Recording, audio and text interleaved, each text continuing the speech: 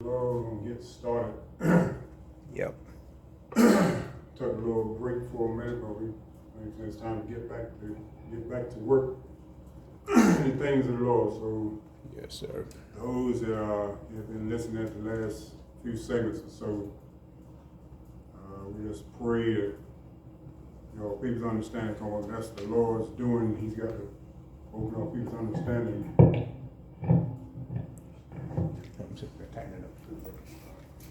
He's the one who got to open up people's understanding that we might understand the scriptures. It's different for everybody. Everybody's going through stuff. And like the Lord gave that parable about the sower, so that covers everybody, because everybody fits in that category, if not more than one. So everybody fits. We're going through stuff, and said that those by the wayside, some by the wayside, those that don't understand the gospel. It's a whole lot of that, and people fit in each category, if not more than one of them. So Yes, sir. either you don't understand the gospel when you hear it. He said, if anyone hear a word of the kingdom and understand it not, then that's when the adversary is coming.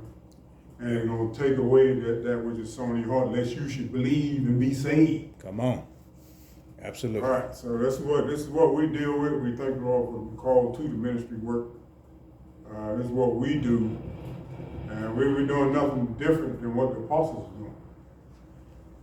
So the apostles, once they were instructed during the 3-year, 6-month ministry, the Lord instructed about that is recorded in Joshua. Those, by the way, everything that happened in the New Testament was already written aforetime. So when the Lord came more or less to confirm what's already written. Now, the thing is, we got to understand what's written. Yes, sir. All right, we have to understand what's written. So we have to rely on the Spirit of God and go back and see what is written. Yes, sir. If not, it's just a bunch of words, and it's not going to, like you say, your faith cannot grow if your understanding is not there. Your faith is not going to grow. All right, so we're going to get into this. We thank the Lord for the doctrine. All right. The apostles' doctrine, and we're not talking about a denomination.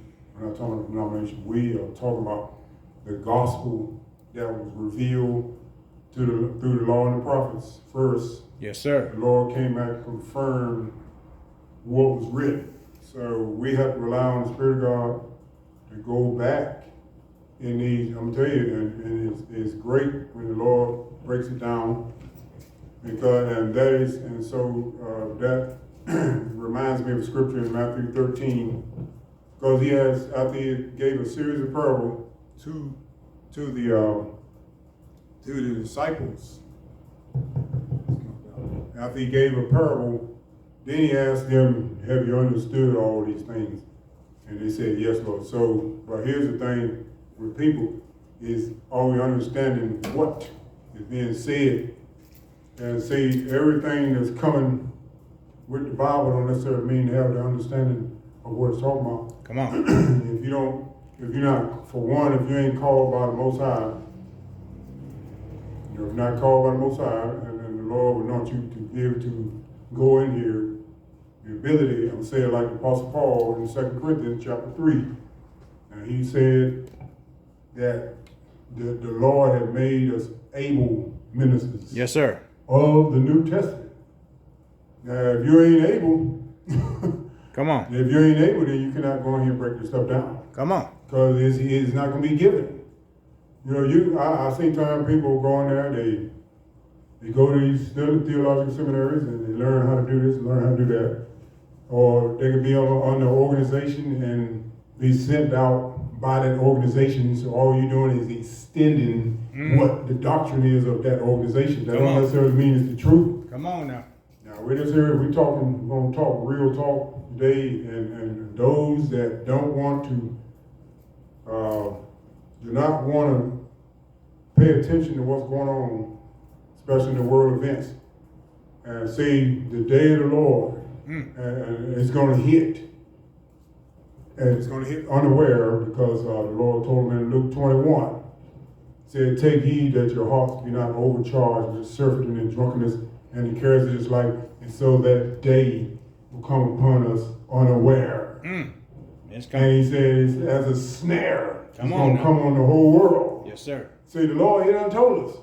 So look, people that don't want to pay attention and they're having too much fun over here and they caught up in pleasures over here, so much so that they ain't worried about their soul salvation. Right? And then we're talking to anyway. Like I said, this is real talk. Yes, sir. And we ain't trying to impress nobody. We ain't here to make those speeches. We definitely ain't making no public civic speeches. We ain't doing that. This right here, the doctrine that is revealed, has been revealed. Now, however, that does not mean I understand what's revealed. Come on now. Now, we got to go in there and labor, and most of all, the Lord had to break it down that we might understand the scriptures. That is not an overnight thing. You ain't going to get it in 2 weeks. You ain't going to get it in 2 months. Come on. Talk. And even when the Lord spoke to them, his disciples, when he was instructing them for the period of 3 years and 6 months, which is recorded in the book of Kings, it's recorded. That the ministry, and if you recall 1 Kings 17, we ain't going to go there, but we're just telling you that the Lord didn't do nothing just haphazardly doing something, just to be doing something. He did according to what was written, so we have to know what's written. And so when Elijah, he told King Ahab, he's the king of Israel, told King Ahab, he said that it will not be dew nor rain these years, but according to my word. And then you'll find out in the book of Luke, chapter 4, you'll find out how long the famine was. For 3 years and 6 months. And the only thing he said, but according to my word, that's what Elijah said. So you didn't get anything from the Lord during the time of his ministry, but according to his word. Come on now. Because Elijah was a representation of the Messiah. Yes, sir. Come Now, on. say, that's what I say, we're talking real talk here. And thank the Lord, it look like the FaceTime is holding up. Look like it's going to hold up today. Come on, It blinked out on me. But, Woo, boy.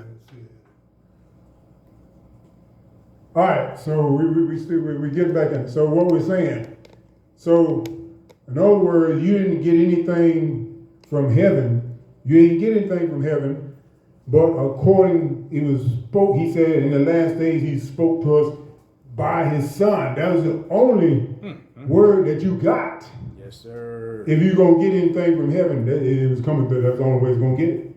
So that's what, so the going back to 1 Kings 17, when he told Ahab, he said, okay, it's not going to be dew nor rain these years, but according to my word. In other words, that's the only thing that you're going to hear from God.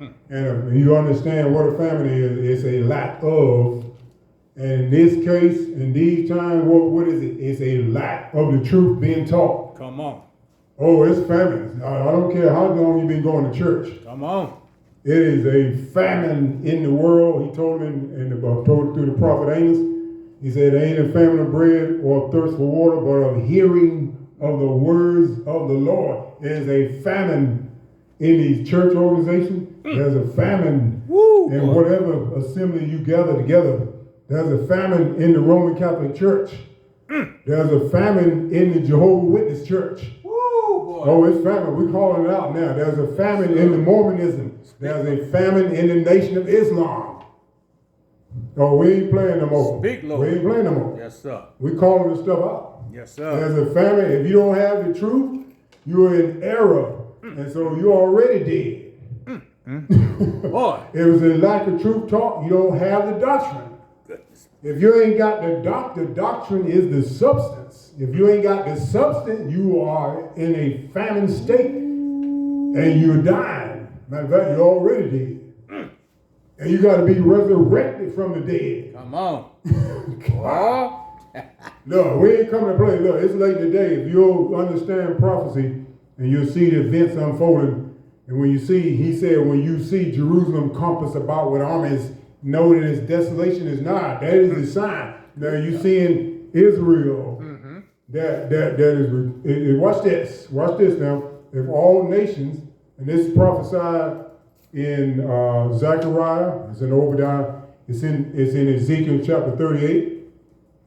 All right, what we're dealing with, that Israel is going to be encompassed about with armies.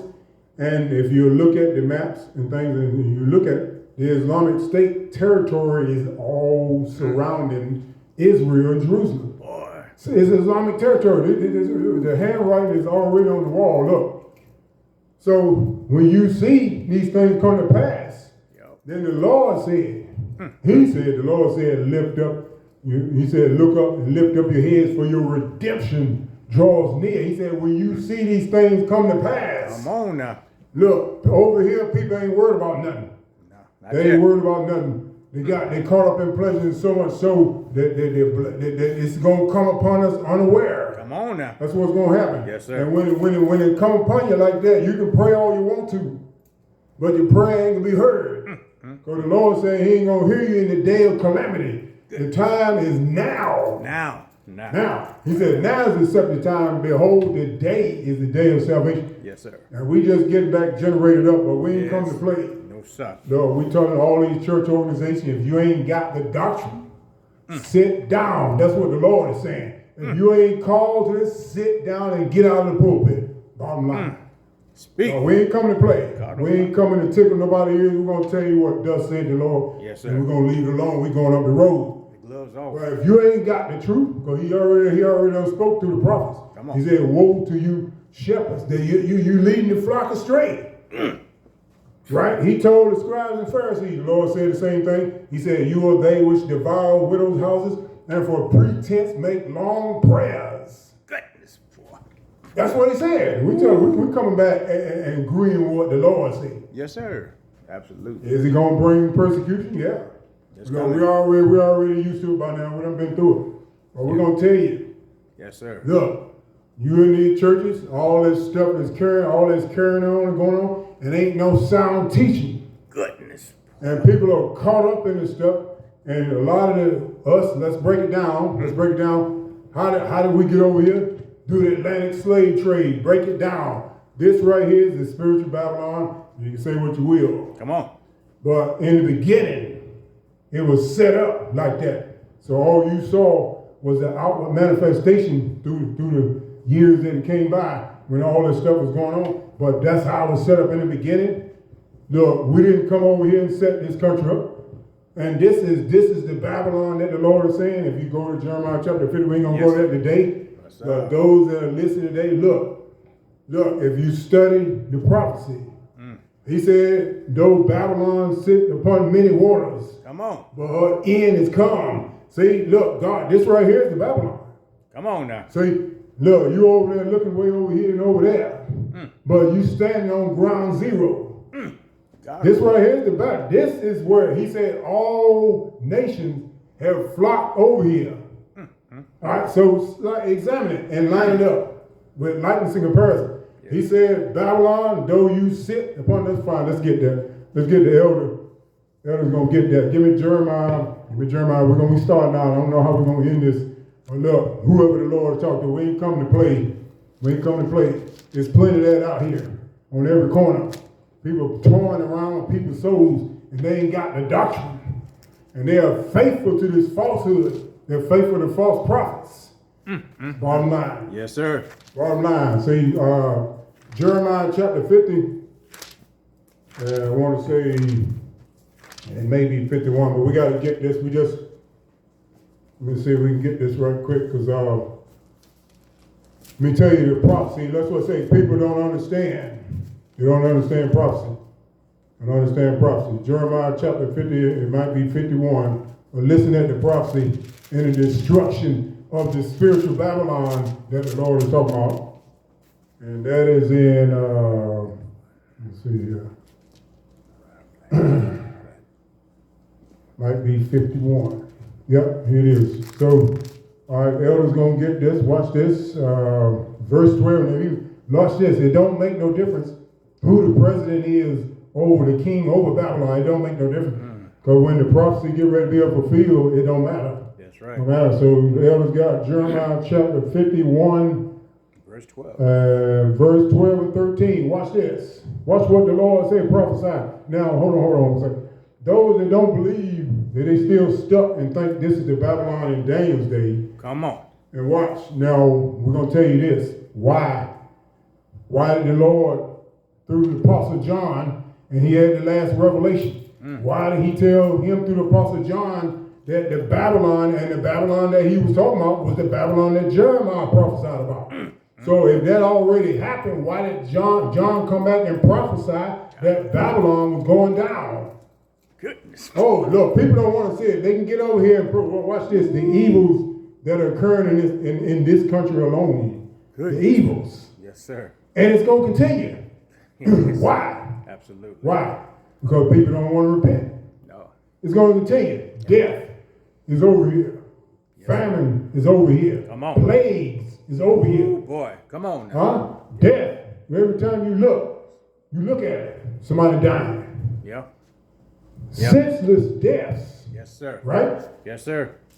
All right, so those that don't believe, they refuse to believe that this right, God pinpoint the thing through his servants, the prophets. Come on. Oh, it's pinpointed. Yes, sir. It's pinpointed to a T. Yes, And sir. then whoever God raised up now, he must open the understanding to what's already written. And those of you who believe that you are last day apostles, watch this. We're knocking all this stuff down. Goodness. Watch this. Boy. Apostle Paul came back in 1 Corinthians chapter 15, and we're going to get to Jeremiah in a second. We'll make it a point. The Apostle Paul, he said, last of all, he was seen of me. He was the last apostle. Goodness, boy. It's going to jump on some toes now. God, Those of you too, you got women apostles. Women, they are pastoring churches talking about you apostle. Huh?